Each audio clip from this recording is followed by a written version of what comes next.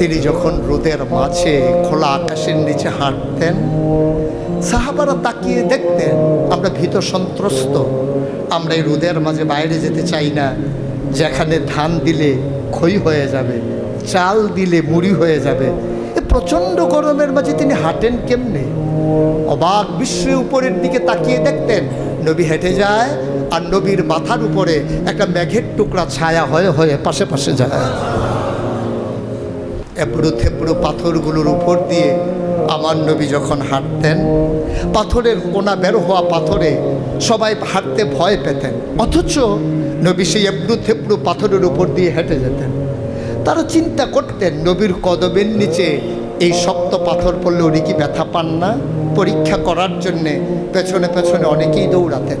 দৌড়ে দৌড়ে নবীর কদম মুবারকের নিচে যে পাথর পড়ে গিয়েছিল ওরা হাতে তুলে দেখতেন নবীর কদমের সম্মানে শক্ত পাথর তুলার মতো নরম হয়ে গেছে।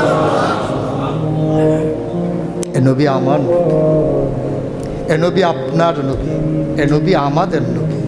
আমরা প্রাউড ফিল করি।